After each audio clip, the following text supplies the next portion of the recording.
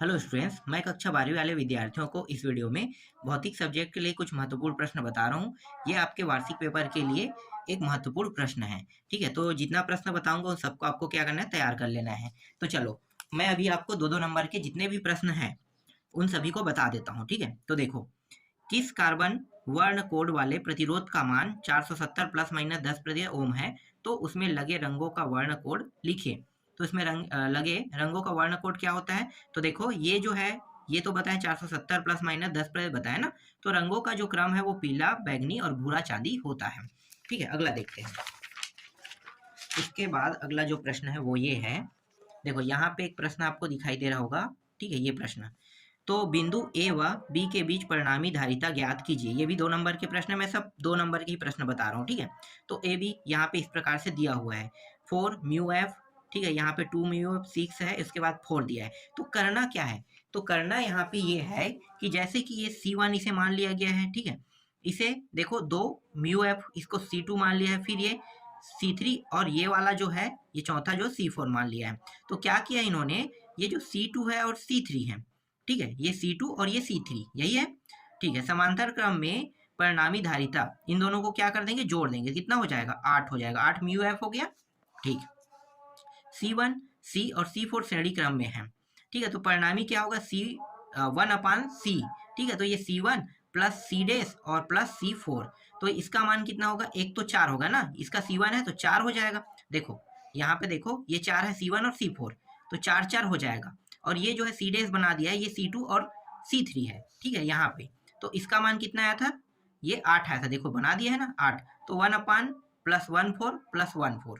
ठीक है, 1814। ठीक है, हल कर दो तो ये हो जाएगा 2 1 1 5 5/8। ठीक है, 5/8 आ जाएगा। तो C 5/8 भाग दोगे तो 1.6 म्यू एफ इसका उत्तर आएगा। इसके बाद देखो, 8वां प्रश्न, विभव मापी में प्रयुक्त तार तांबे का क्यों नहीं होता है? यह बताइए कि इसके तार को लंबा क्यों बनाया जाता है? तो तांबे का तार नहीं लेते क्योंकि उसका प्रतिरोधकता ताप गुणांक अधिक व प्रतिरोधकता कम होती है। विभव मापी का तार लंबा होने से विभव प्रवणता कम होती है और संतुलन बिंदु अधिक लंबाई पर प्राप्त होता है तथा अधिक शुद्धता व यथार्थता पूर्वक ज्ञात कर सकते हैं। 9वां है, कला संबंध स्रोत क्या है? इसकी 2 विशेषताएं लिखिए। तो कला संबंध स्रोत क्या है? ऐसे 2 स्रोत को जिनमें निकलने वाली तरंगों की आवृत्तियां बराबर होती है तथा जिनमें कलांतर शून्य अथवा नियत होता है, कला संबंध स्रोत कहलाता है। 2 स्रोतों के कला संबंध होने की आवश्यक शर्तें निम्न है। पहला है, दोनों की आवृत्तियां समान हो, और दूसरा है उनमें कलांतर शून्य अथवा नियत हो। 10वां प्रश्न देखो, आकाश तरंग संचरण क्या है? उसका आवृत्ति परास लिखिए। तो उत्तर क्या लिखोगे? पृथ्वी सतह में अल्प कोण बनाने वाली कुल कुछ रेडियो तरंगे क्षोभ मंडल से परावर्तित होकर रेडियो अभिग्राही तक पहुंच जाती है, इन्हें आकाश तरंग संचरण कहते हैं। आकाश तरंग संचरण के 2 गुण, पहला है, इसके द्वारा 30 हर्ट्ज से अधिक आवृत्ति वाले विद्युत चुंबकीय तरंगों का संचरण किया जाता है। इसके द्वारा टेलीविजन प्रसारण, माइक्रोवेव लिंक तथा सैटेलाइट संचार किया जाता है। आवृत्ति परास 30 मेगाहर्ट्ज से अधिक है। ठीक है, इसके अलावा मैं आपको कुछ और महत्वपूर्ण प्रश्न बता देता हूँ जिनको आपको पढ़ना है। पूरा 2-2 नंबर की प्रश्न आपको बता रहा हूँ ना, तो ये सारे जो प्रश्न मैं अभी बता रहा हूँ वो सब 2-2 नंबर का ही है। तो देखो यहाँ पे, देखो इस प्रश्न को, देखो इस प्रश्न को अब। तो ये 6वां प्रश्न है, एक कार्बन प्रतिरोधक में क्रमशः नीला, लाल और हरा रंग का बैंड अंकित है, उसका उचित प्रतिरोध लिखिए। तो एक नीला है, लाल है, हरा है और सुनहरा है, इस तरह से। ठीक है, आपको बताना है नीला, हरा, लाल और हरा, हरा और सुनहरा। अब यहाँ पे 62 × 10⁵ प्लस माइनस 5% प्रतिरोध का उचित मान कितना होगा? उचित मान जो है वो हो जाएगा, इसको कोष्टक में रख के ओम बस लगा देना है इसमें। ठीक है, आगे देखो, क्या यह संभव है कि किसी बिंदु पर विद्युत विभव शून्य हो पर विद्युत क्षेत्र की तीव्रता शून्य ना हो? समझाकर उदाहरण दीजिए। तो यहाँ पे बी में क्या दिया है? बी में दिया है, किसी बिंदु पर विद्युत क्षेत्र की तीव्रता शून्य हो पर विद्युत विभव शून्य ना हो, समझाकर उदाहरण दीजिए। 2 है प्रश्न। ठीक है, 2 तरीके से पूछ सकता है या 2 प्रश्न है। चलो देखते हैं। हाँ, यह संभव है कि उदाहरण के लिए विद्युत द्विध्रुव की निरक्षीय स्थिति में निरक्षीय रेखा पर विद्युत विभव का मान शून्य होता है, किंतु विद्युत क्षेत्र का मान शून्य नहीं होता है। जो ब है उसमें हाँ किसी भी आवेशित चालक गोले, खोखले या ठोस दोनों के भीतर विद्युत क्षेत्र की तीव्रता शून्य होती है, किंतु विभव का मान गोले के अंदर प्रत्येक बिंदु पर समान तथा गोले के पृष्ठ पर विभव के मान के बराबर होता है। ठीक है, इसके बाद देखो नेक्स्ट है 8वां प्रश्न। ध्रुवण कोण क्या है? किसी माध्यम का अपवर्तनांक कोण करनी 3 है, उसके लिए ध्रुवण कोण ज्ञात कीजिए। तो उत्तर क्या लिखना है आपको? उत्तर लिखना है, जब साधारण प्रकाश किसी पारदर्शी माध्यम से पृष्ठ से परावर्तित होता है तो वह आंशिक रूप से समतल ध्रुवित हो जाता है। एक विशेष आपतन कोण के मान के लिए परावर्तित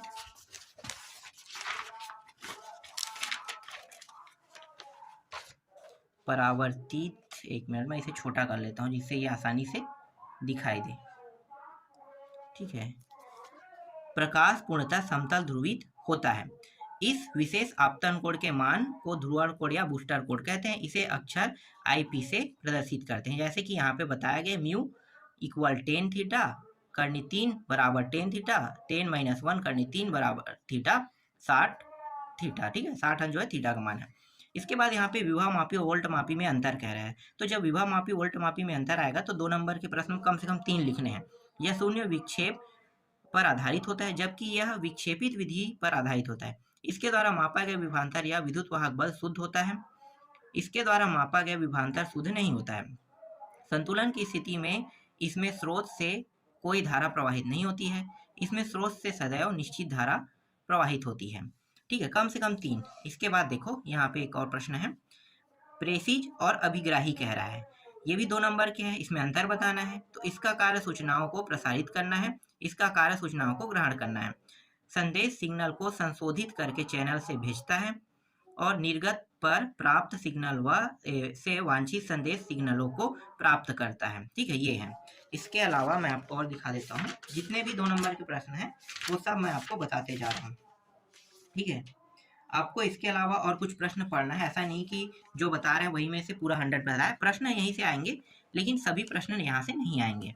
ठीक है, यहाँ पे देख लो, यहाँ पे ये भी है, परिणामी धारिता ज्ञात कीजिए कह रहे हैं। अब आपको करना क्या है, आपको पता है कि ये इसको क्या मानोगे, C1, C2, C3 और ये C4 हो जाएगा ना। तो यहाँ पे ये दोनों को क्या कर दे, एक में मान दिया है। ठीक है, देखो क्या करना है, C1 12, C2 12 और C3 को भी 12 म्यू एफ माना गया है।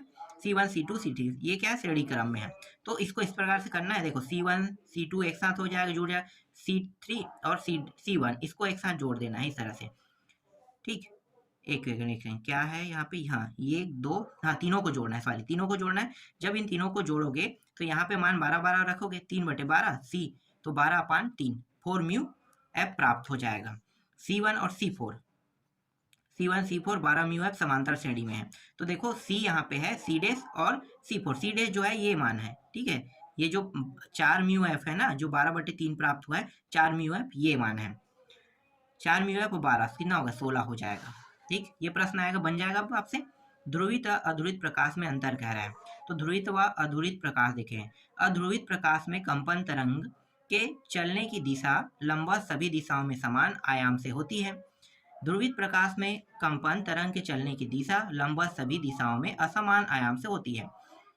अध्रुवित प्रकाश को किसी विश्लेषण से गुजार कर यदि ध्रुवक को घुमाया जाए तो निर्गत प्रकाश की तीव्रता में कोई परिवर्तन नहीं होता है। ध्रुवित प्रकाश को किसी विश्लेषण से गुजारने पर निर्गत प्रकाश की तीव्रता में परिवर्तन होता है। तो कम से कम ये 2 काफी है। ठीक है, आगे देखते हैं। इसके बाद है व्योम तरंग संचरण क्या है, उसका आवृत्ति परास लिखकर उसके 2 गुण लिखिए। तो वे रेडियो तरंगे जो आयनन मंडल से परिवर्तित होकर विभिन्न स्थानों पर पहुंचती है, व्योम रंग कहलाता है। इस प्रकार के रेडियो तरंग संचरण को व्योम रेडियो तरंग संचरण कहते हैं। आवृत्ति परास 3 मेगाहर्ट्ज से लगभग 30 मेगाहर्ट्ज होती है। ठीक है, गुण क्या है, आयनन मंडल से परावर्तित होना, और ये लघु रेडियो तरंगों के वैड की कम है। 9वां प्रश्न देखो, विद्युत धारा की परिभाषा लिखकर बताइए कि यह सदिश राशि है या अदिश, उसका मात्रक विमीय सूत्र लिखिए। तो सदिश या अदिश कैसे पता चलेगा, देखो किसी चालक के अनुप्रस्थ परिच्छेद में एकांक समय में प्रवाहित आवेश की मात्रा को चालक में प्रवाहित धारा कहते हैं, इसे I से व्यक्त करते हैं, इसका मात्रक एम्पीयर होता है, अतः विद्युत धारा एक अदिश राशि है। विमीय सूत्र ML 0 T0 T0 A1 है। ठीक है, आगे देखते हैं। इसके बाद देखो, ये जो प्रश्न है इसको देखना है आपको।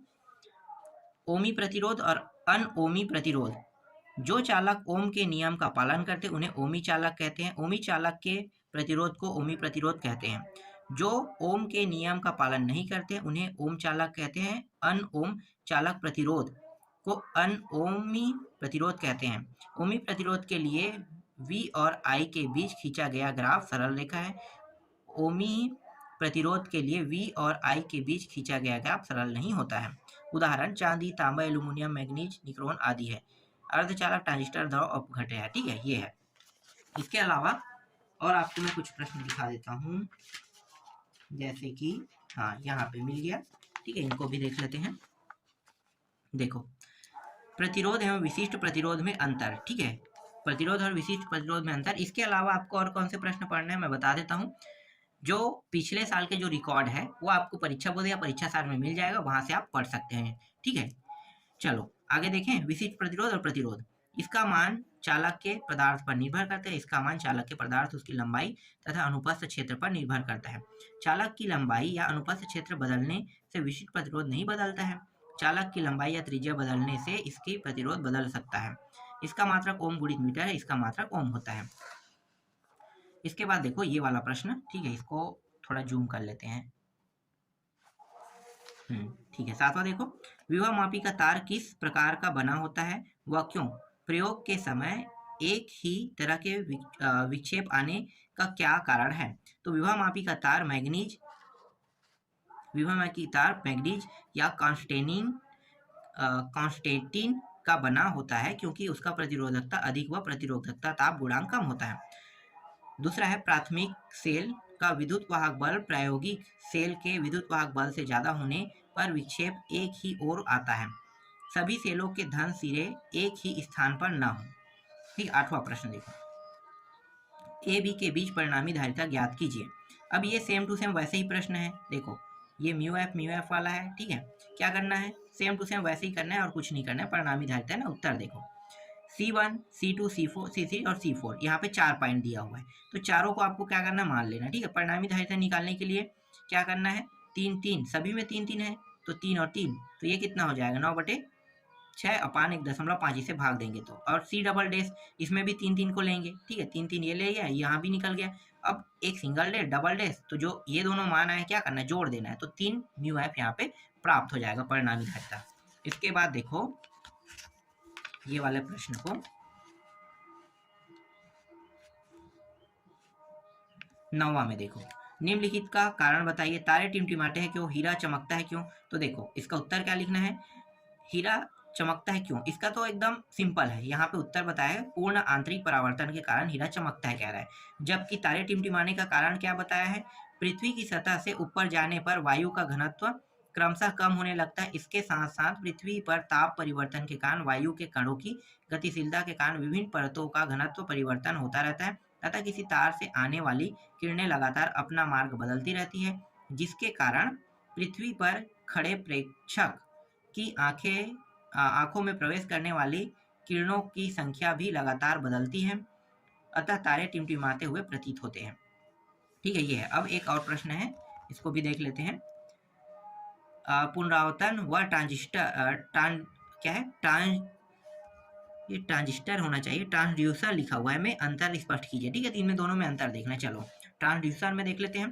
तो ट्रांसड्यूसर और पुनरावर्तन दिया हुआ है। संचार तंत्र में मूल सदिशों या सूचनाओं को उचित ट्रांसड्यूसरों की सहायता से समय परिवर्ती सिग्नलों में परिवर्तित किया जाता है। और यहाँ पे है पुनरावर्तक अभिग्राही तथा प्रेषित का संयोजक होता है। उदाहरण में क्या लिखा, माइक्रोफोन, फोशेल, उदाहरण में संचार उपग्रह। ठीक है, ये दोनों लेना है। तो इस तरह से मैंने आपको अभी 2-2 नंबर के बहुत सारे प्रश्न बता दिए हैं। इसके अलावा आपको और भी प्रश्न पढ़ने हैं 2-2 नंबर के लिए। तो 2-2 नंबर के लिए जो रिकॉर्ड में आए, अनसॉल्व में होता है, उन प्रश्नों को देख लेना। ठीक है, वो परीक्षा साल में आपको मिल जाएगा।